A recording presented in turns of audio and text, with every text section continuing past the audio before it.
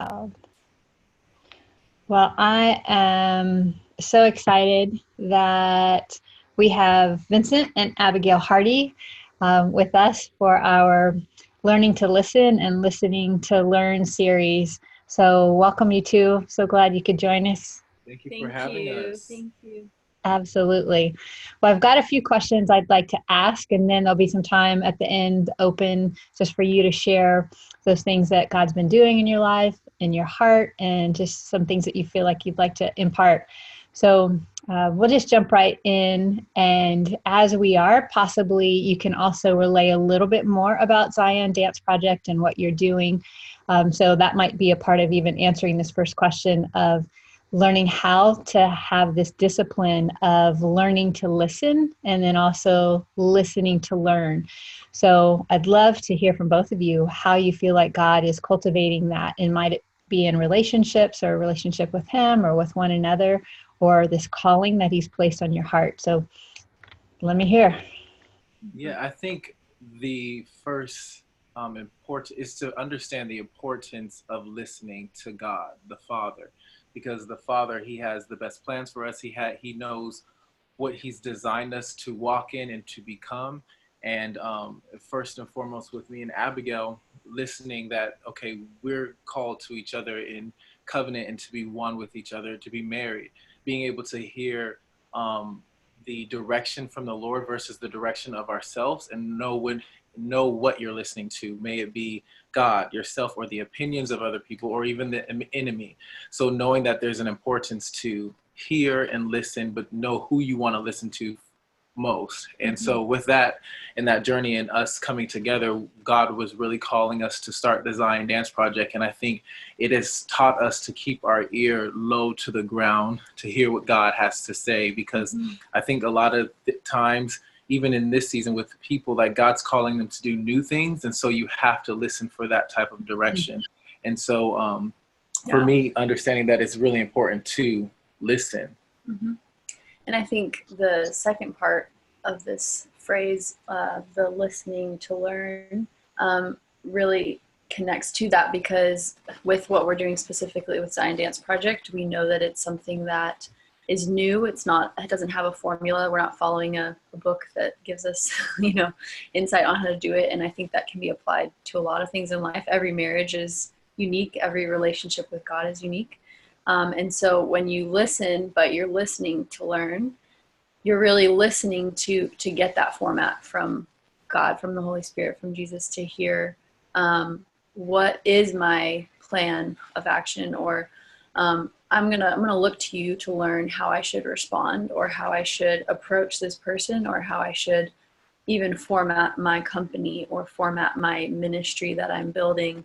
I'm gonna learn from what I'm listening to, and be aware of how that's feeding my actions, and learning from that place. And I think you can also really apply that to even learning how to pick signals up from people, whether it be a dancer you're working with, or a coworker, or a spouse, in just when you're listening to them, listening to what they're saying, but as you're listening, learning from what they're saying, and trying to hear, okay, when I hear you say this, I'm learning this about you, or I'm learning this about your intention or your goal as who you are, and allowing that to inform how you approach them and the way that you work with them, to learn from who they are and what their goals are, and to take that back to the Lord and respond through what they're saying, learning from what they're saying, and then learning from, okay, God, I'm hearing this person and I'm learning from them, but what can I also listen to you for to provide for this person?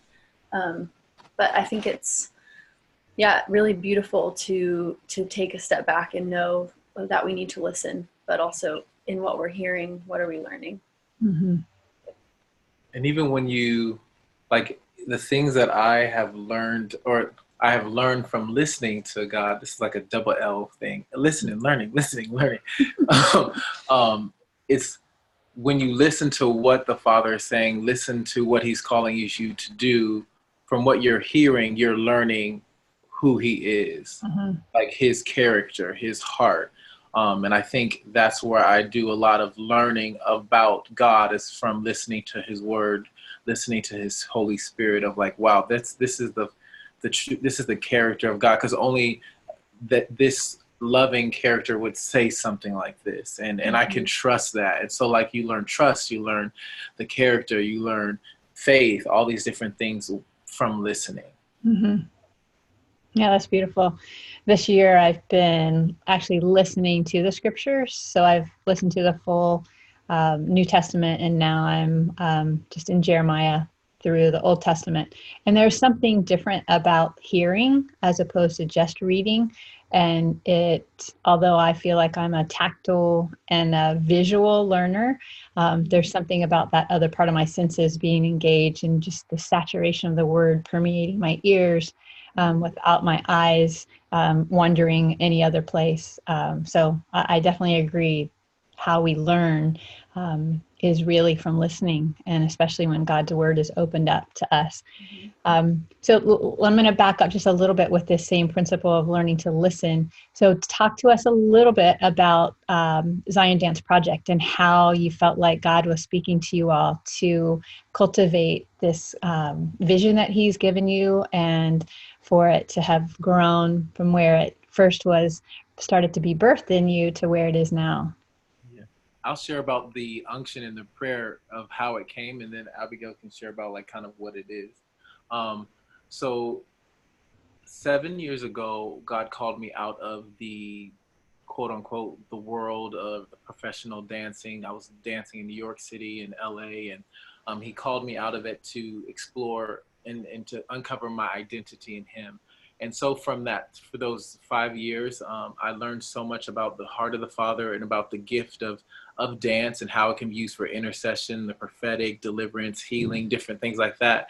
And I got to a point where the Lord was like, okay, Vincent, now that you know this, you can go back into the world and be that light on your own, or you can hold back and serve a generation to come with you. And so I made that decision, and that began to lead me on a path to teaching and equipping people. And I did a lot of that in the Christian arena, whether it be Christian schools, Christian dance studios, conferences. But there was this one point in about 2000, let's say 2.5 years ago, where I was in a prayer time with the Lord, and it just dropped just in my heart. And God began to show me that I was in this sheep pen with all these different sheep, and it was Christian sheep, and I was like tending to them and pouring oil over them. But then I heard like this baa, like off into the distance. And I was like, wow, I haven't heard that sound before.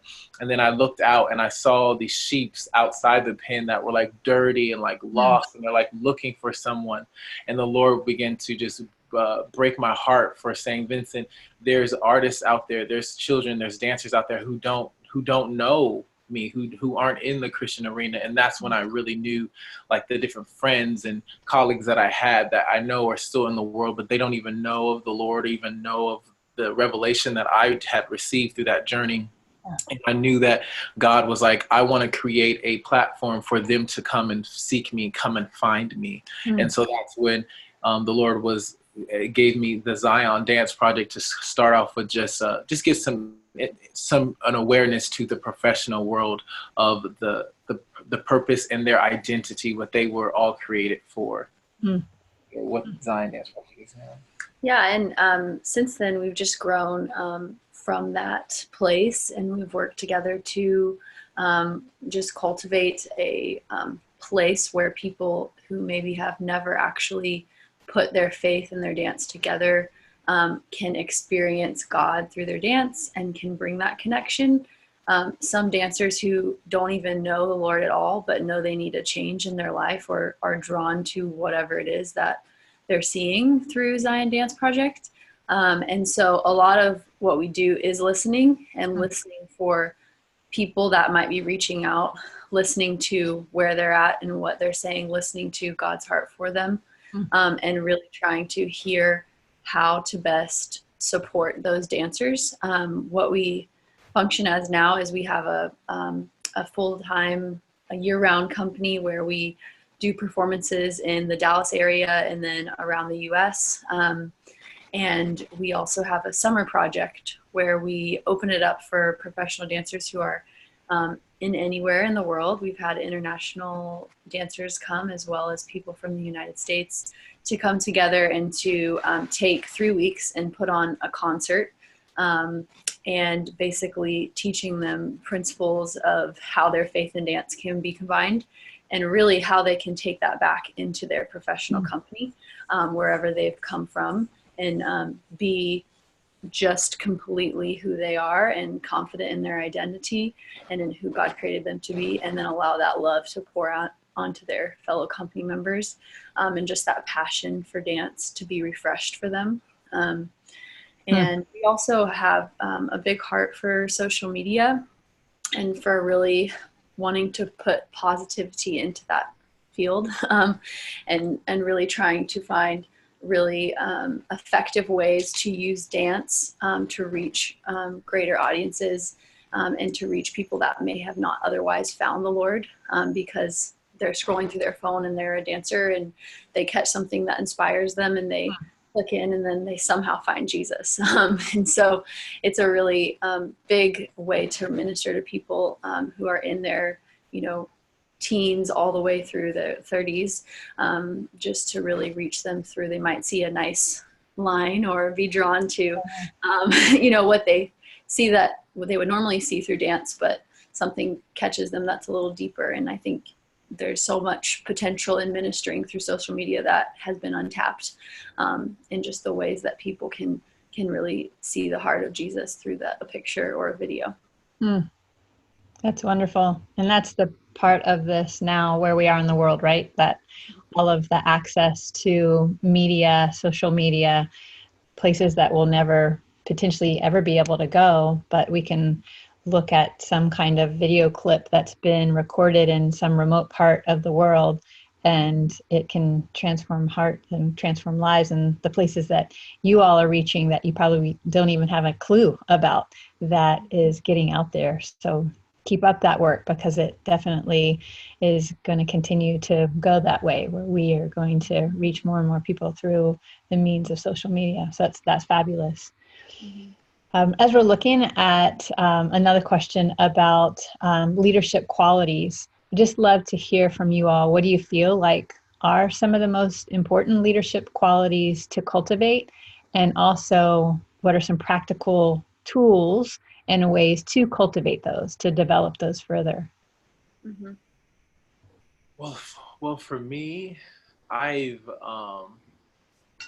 because I have going back to the listening, because if you are hungry and it's important you to listen, then you're going to do only what the Father is doing. So then your character and your leadership is going to be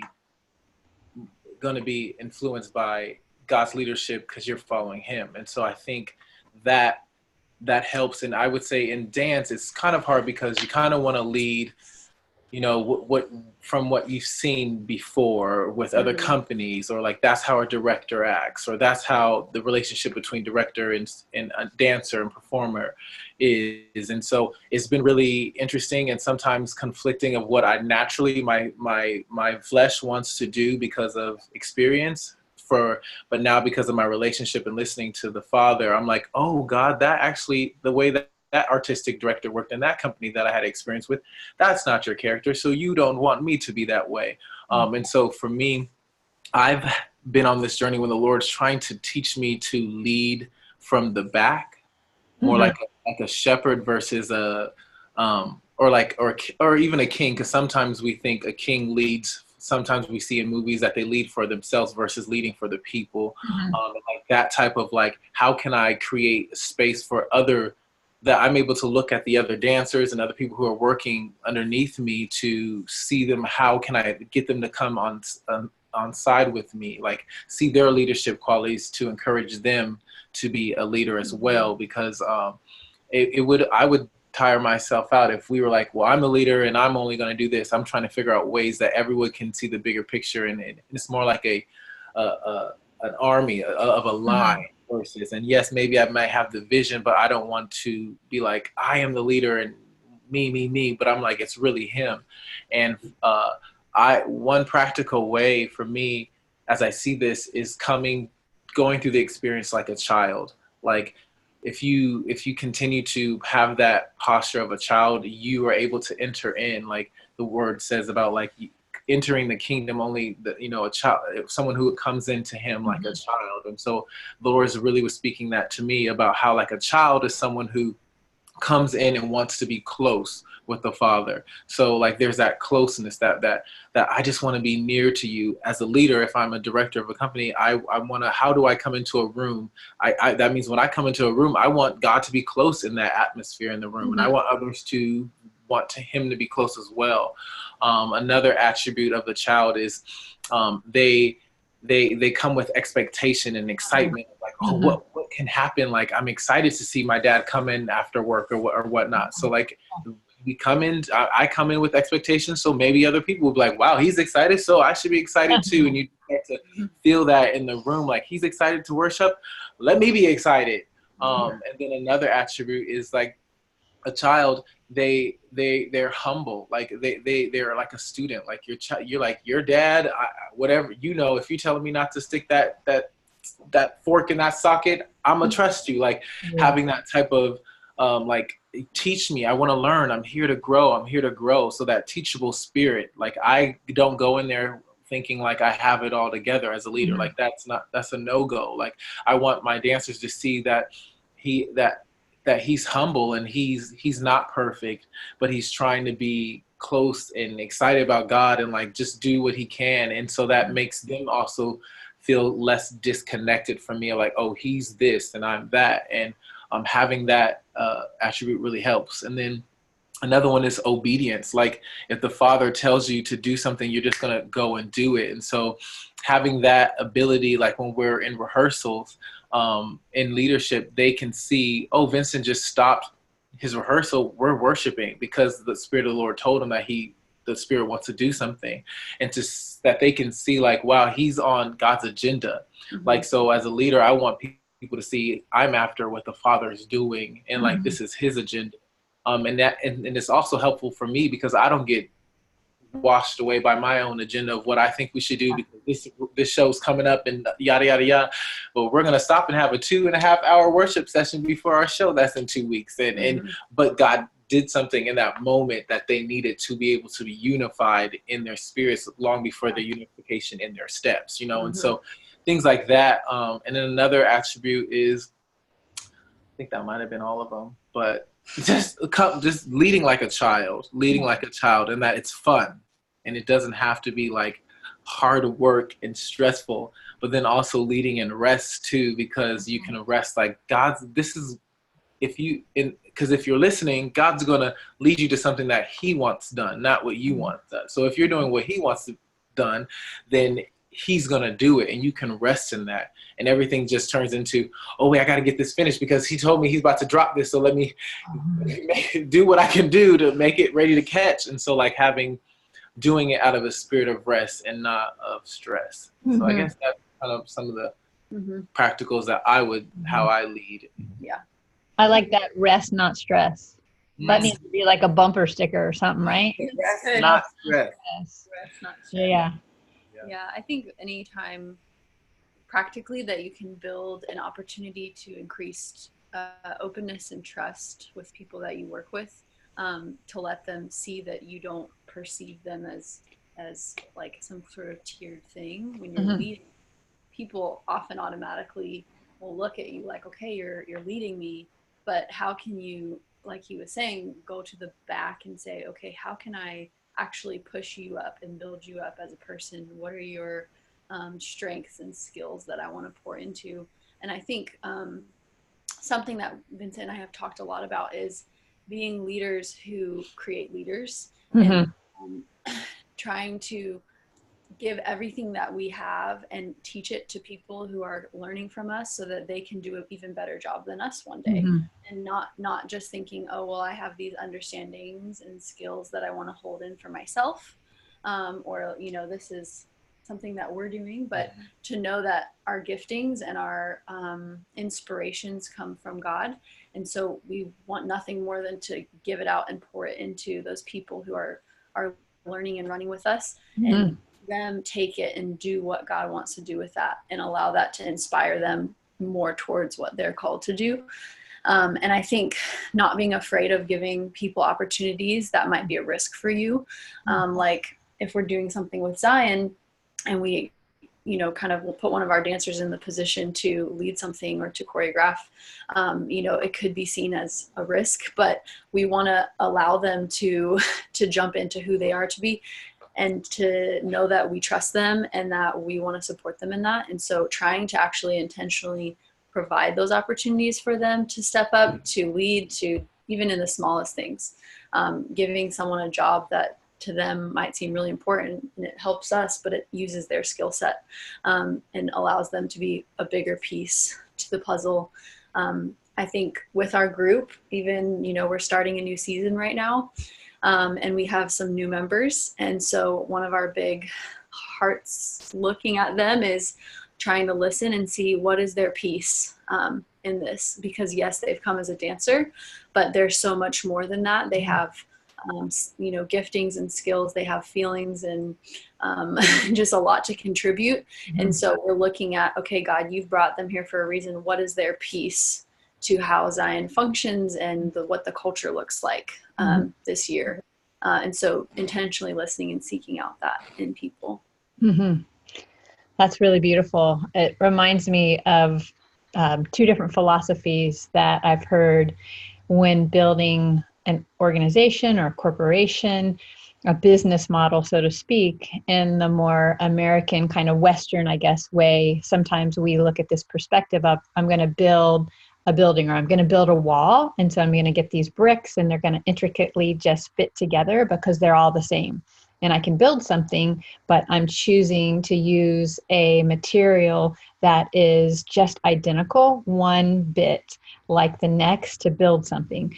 And a more Eastern philosophy can be, I'm going to build that same structure, but it's going to be stones. And the stones tend sometimes to be even a little bit more intricate in their design, but the color and the texture and the beauty and how they all intricately weave together is this kind of principle that you're talking about. They're humans and they have different gifts and skills. So you don't want to cultivate 2 more, 4 more, 18 more, 50 more Vincent and Abigails, because we have you. And what you're going to do is put that which is in you into them, but it's going to be demonstrated in the way God has created and made and designed them. So I embrace that and bless you all for that, and think it's really incredible that that's your approach, because I believe that's true leadership, and being able to help others to cultivate really what the DNA God's put in them, and giving them an opportunity for that to happen. It does build trust, but also gives them safe places to be able to try that out and then explore and fly. So that's beautiful. I have one other thing with that question. I think it's really important when you're working with people who are growing in their faith, to see past their own confusion of who they are, and to really ask the Lord to speak to you who he says they are. Yeah. Because I think a lot of people can respond out of feelings, or what they believe their circumstance to be, or what they think they are. But God can give you a perspective of who someone is in his eyes, then you can see beyond whatever they're maybe even saying to you, and speak truth over them, and call out the best in them and who he's created them to be. I think that really brings a community of, wow, they're really after me and my best self, and it allows that person to feel that they can trust you and bring that stuff to you, but that you're going to call them to a place of who they're really supposed to be, can allow them to grow more into who they're supposed to be, because they have people who are inspiring them and speaking truth over them, and in turn we've seen people come through that process and then do that and pour that back out to others, and love other people through the eyes of Jesus too. So it's a really great snowball effect. I'll just add to that, to be able to see that in other people. As a leader, I'm realizing that you have to know yourself. Mm-hmm. Like you have to be on your own journey for wholeness, where you're not being tugged by comparison to other leaders or comparison to your own dancers. Or you're just like, where if you got all this stuff going on, how are you going to lead someone to get their stuff to be removed? So like we as leaders have to keep taking ourselves back to the altar and saying, God, wash me, God, cleanse me, God, renew like a right spirit, like continue to allow that to happen. So if you're in that place of wholeness, then you can be more connected to the Father to get his heart and to live with that type of heart for the sheep that he has in front of you, so that your heart is pumping the same heartbeat of God while you're talking to that person, and you're not even having like, oh Lord, I don't even know about this person because I feel like I'm about to just kick this person out. But Lord, what do you say? Versus, wow, I don't even have, I love you. It's okay. Let's sit and talk, like, because that's just inside of you, because you are whole and you're not fighting with your own stuff, trying to hear their stuff. And I think that's where I've kind of seen in some cases where with different leaders that you can tell when you're battling against stuff versus like, okay, what's God's perspective on this situation? So let's lead from here. And yeah, like what Abigail said, then you're able to have the heart for all those people around you and to have the heartbeat of God to be able to lead them. God would want to lead them, not the way that you want to lead them or how people have told you to lead them. Stuff like that. Seeing the God-sized potential in others, because they might not see that God-sized potential in themselves. And when we have that view and vantage point, we know that God's ways are exceedingly abundantly beyond. And so what that person can become can be exceedingly abundantly beyond what they ever imagined. And so believing that and calling that out of them, that's gorgeous. Right. Another question, looking at really how God's moving in the art today. Love your perspective on what you believe he's doing and how he's moving in the arts, but also how he has, and you addressed this a little bit, specifically imparted a vision for you all. But what vision do you believe he's also imparting for other faith-filled artists, other Christ follower artists, to impart out in the world today? Well, there's a woman named Vivian Hibbert, and she talks about the 3 reasons why God created art. And one reason is for pleasure, for entertainment, which we've got that down here on this earth: entertainment, dance, art. And the second reason is to communicate, to relay a message. We see so many art in churches and in the world that creates messages that we can see the history or the lineage of a legacy of something. But then the main reason why it was created was to reveal the glory of God. And I know that is a big piece that we don't see every day, is all this. We see so much art on our Instagram or on TV, but how much of that art is revealing the character and the nature and the glory of God? And I believe that that is where the Lord is really wanting to redeem this new renaissance of like art, and to begin to reveal his glory, where people are hearing songs and they're like, I've never heard this melody or this frequency in my ears before. They're seeing movement and they're like, wow, I'm seeing something being preached to me right before my eyes. And just in regards to dance, the Lord was really moving on my heart a few weeks ago of saying, Vincent, do you know my view of dance and my posture? And I'm like, God, I feel like it's very important to you. It's like he said, you don't understand. It's so important to me. And the enemy has for so long been trying to rob the body, the church, to knowing the true fullness of what a dancer is supposed to be. And he began to show me the art form. If art reveals his glory, he was showing me the art form of dance. Dance is the only art form where you yourself are the art. It's not just a song, or it's not just a painting that you created.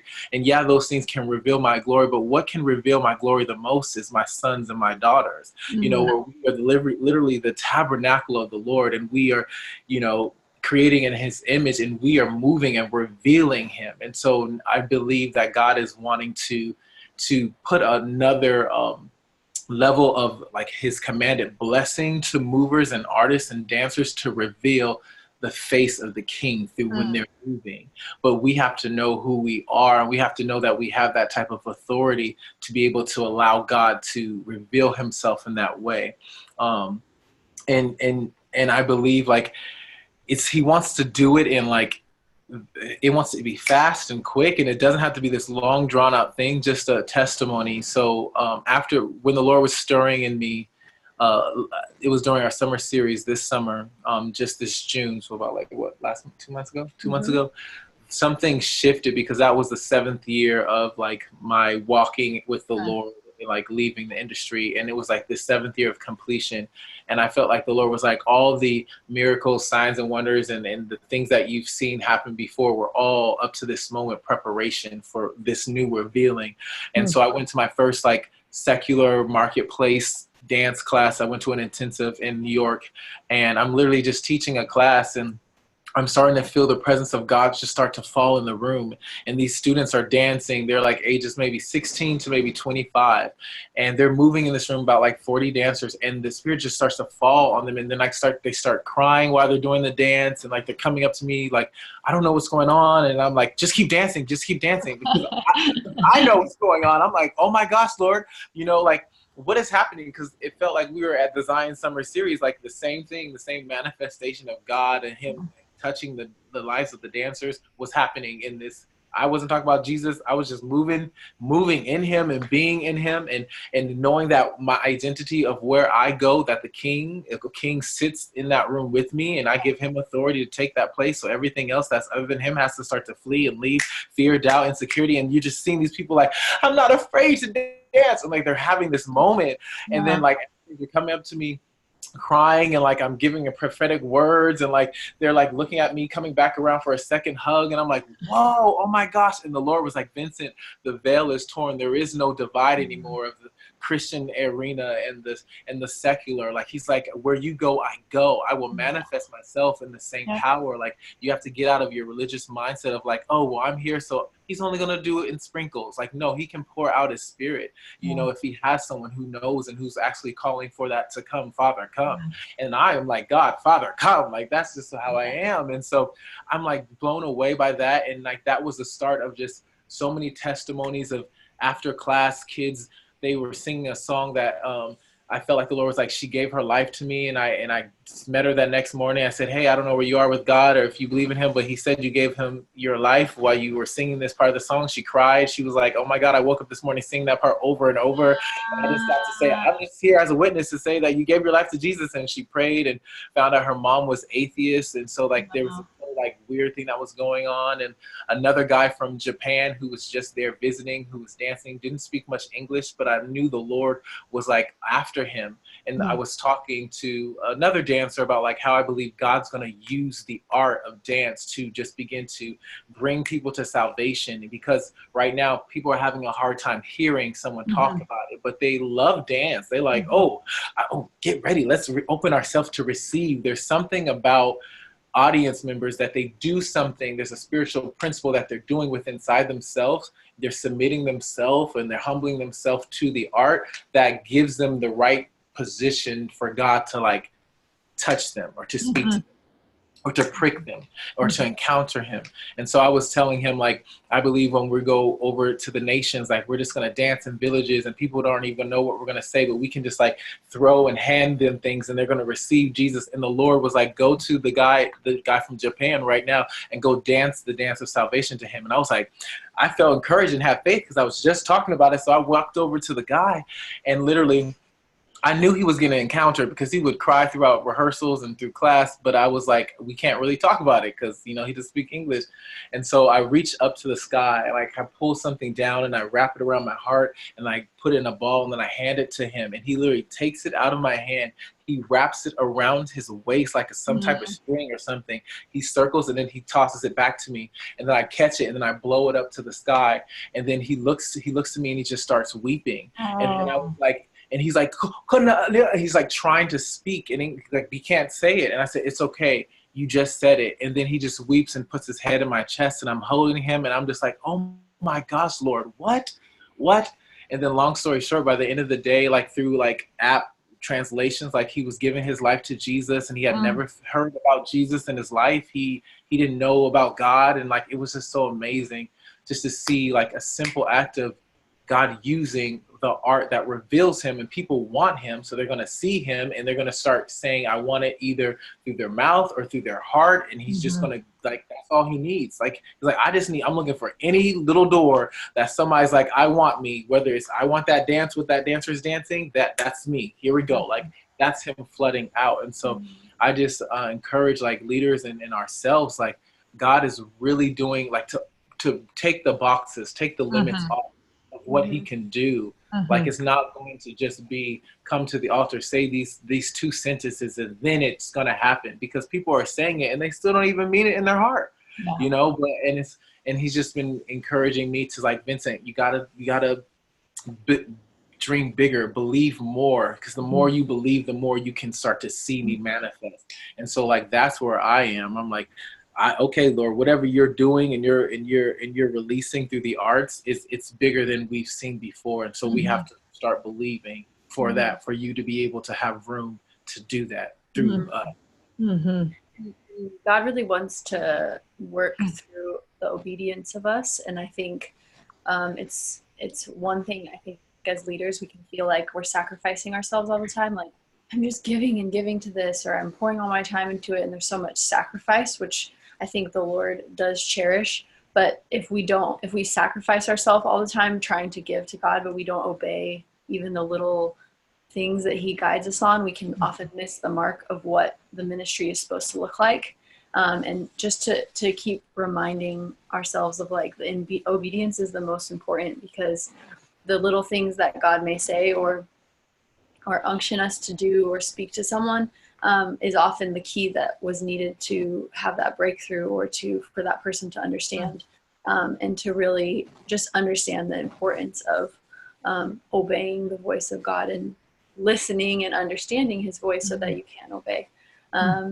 And yeah, so I think that ties into everything he was saying. But I think just without, in that specific testimony, without his obedience, without him deciding, I actually want to invite you as king into this class. You know, just those little steps make a huge difference in so many lives of people. And I think that God can really speak through a lot of things, whether you're a choreographer or a teacher or a director, if you just simply start by inviting him to be a co-leader with you.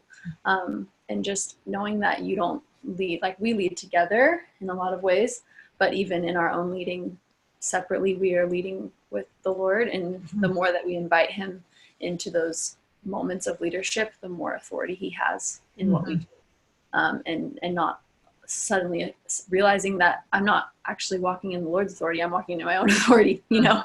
And just finding as many opportunities as possible to remind yourself of, like, I want to invite you, Jesus, to speak through the situation, or to guide me as a leader, to lead with me. I don't want to be the head of this leadership. You're the head of this leadership.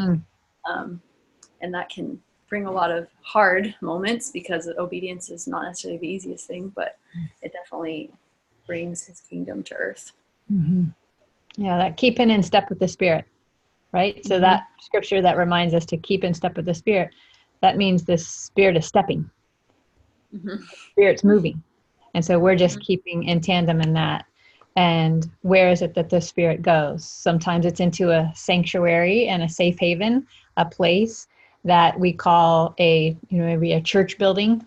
But I do believe also that the sanctuary and the safe haven, that place is wherever we are keeping in step with the Spirit. So when we go into a dance studio, and it might be a secular arena, we go out underneath the heavens, we're out in the marketplace, we're outside in, evangelism, wherever it is that we go, keeping in step where the Spirit is going, then we are able to claim that as a dominion, that is a safe haven. It's a place, a sanctified place that's been set apart for God's good work. And it becomes a safe place not only for us to dwell, but it becomes that safe place for these other people to just come and experience something they've never experienced before. And it's because God's presence is so evidently there in such a profound and powerful way that is often unexplainable. Mm-hmm. And when we can't necessarily put words to it, sometimes we don't agree with it or comprehend it. And so we discard it, or we're afraid. But when we are not walking in fear, and when you're doing just what you're saying, how you're articulating your understanding and faith that God's perfect love casts that out, then you're able just to walk in that authority. Yeah, it's gorgeous. Really, really beautiful. Well, I'd love to go ahead, Vincent. One other thing I feel like the Lord is doing, and this is in regards to artists in the church.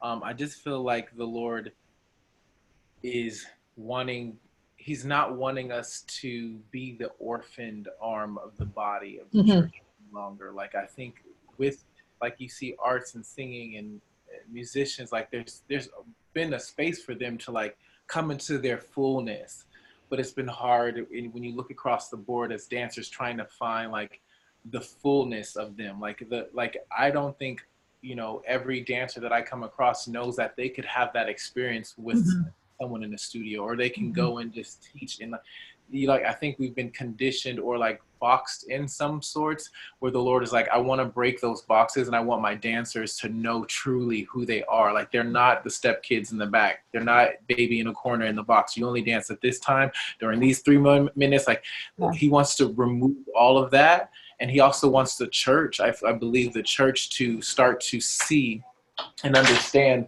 just the power, sorry. It's okay. Sorry, guys. Oh, sorry. It's okay.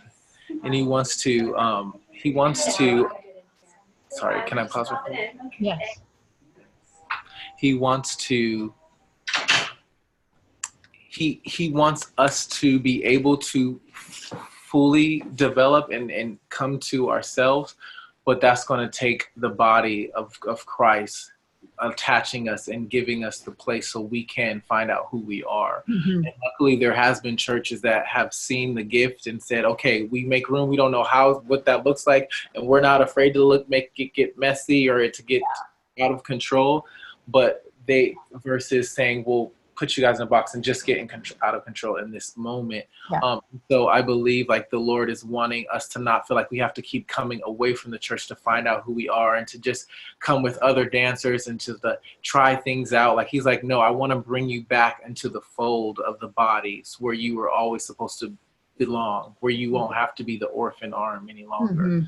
So that's something that I've been feeling led to like pray into. And even as leaders, that if we had that type of perspective of knowing that the doors that were shut, or the people who rolled their eyes, or the people who just didn't understand, to not be affected by that, but to keep standing our ground, so that they will see the value, God's value, for the instrument that he has of us.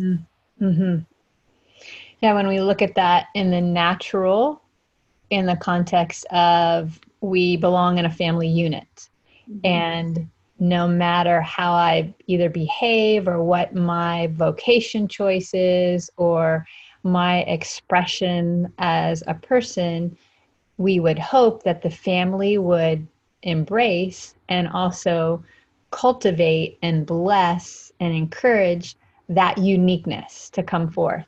And sometimes the very family is the one that speaks the most damaging words or discouragement or defeat that sets in, that doesn't allow that to be cultivated and to flourish.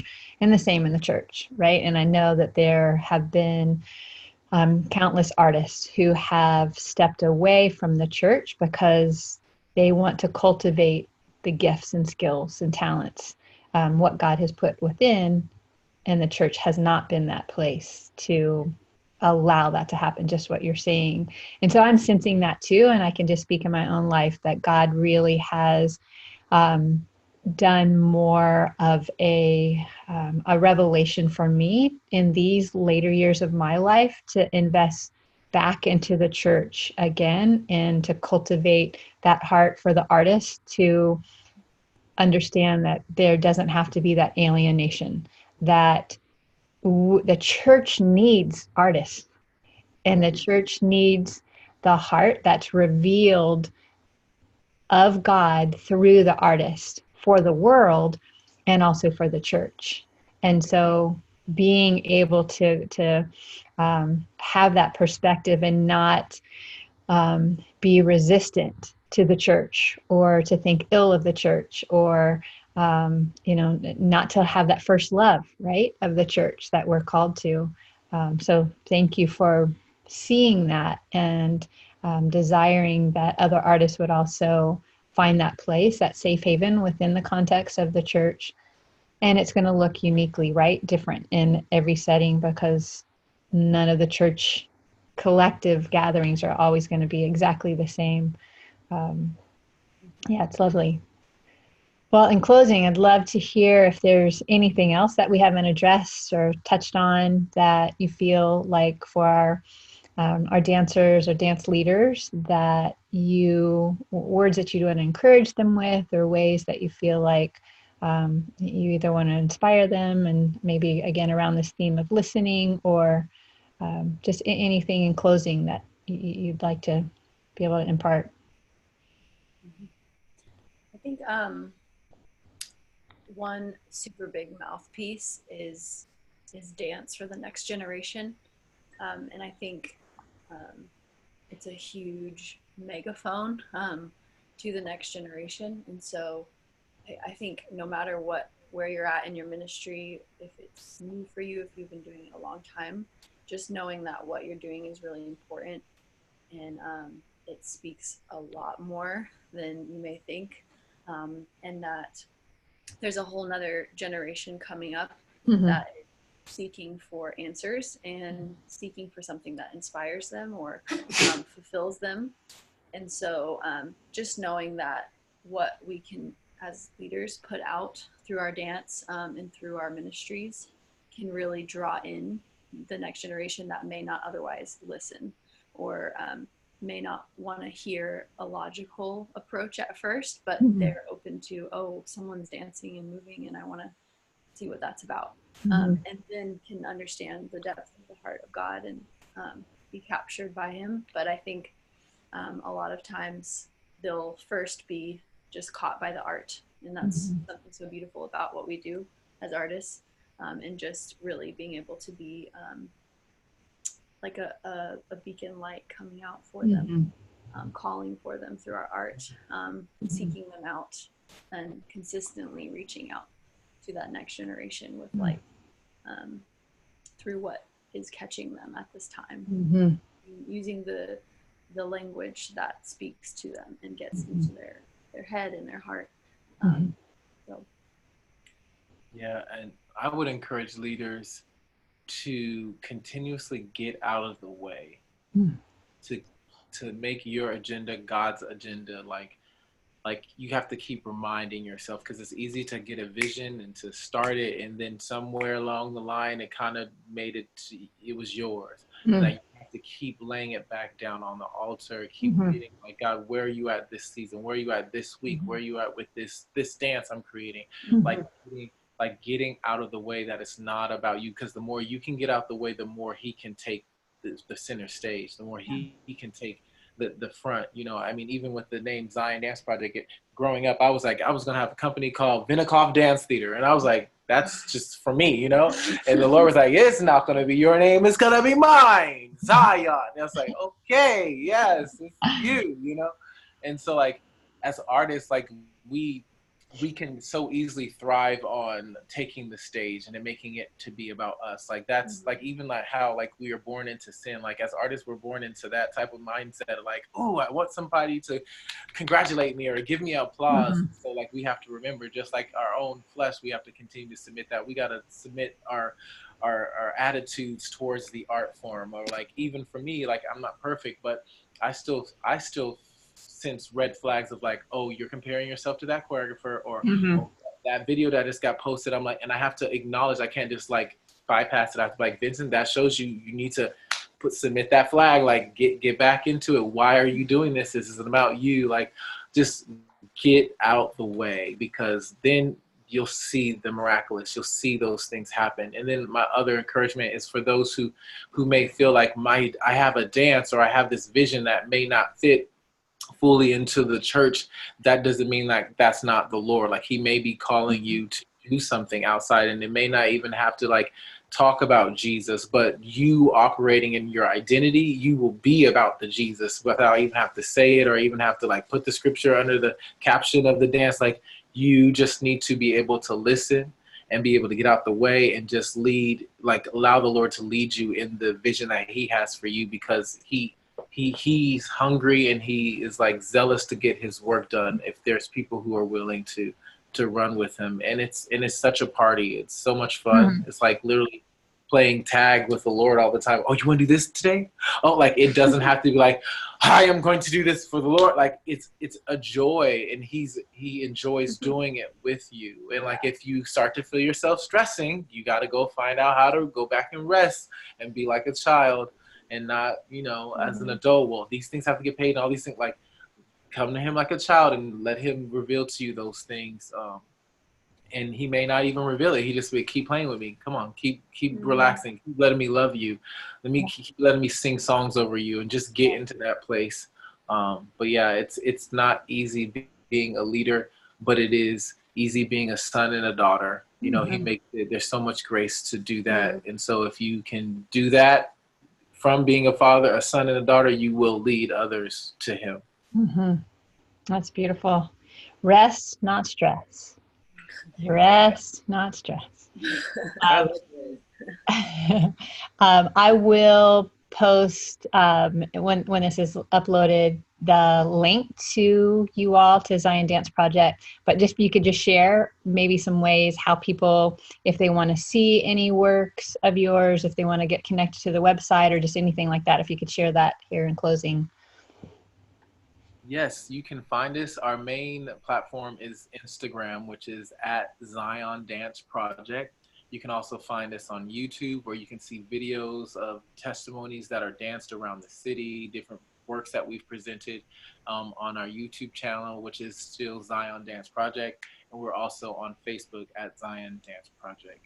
And we also have a website, www.ziondanceproject.org. Mm-hmm. Excellent. Love to hear from you. Email us, write us, connect with us. Yes. You just open that invitation. We're going to see what comes.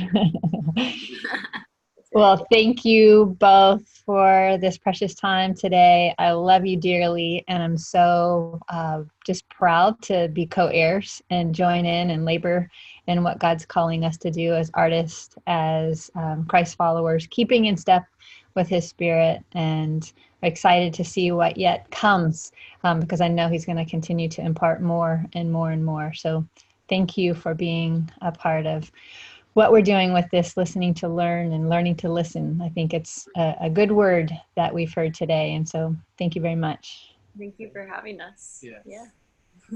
Thank you.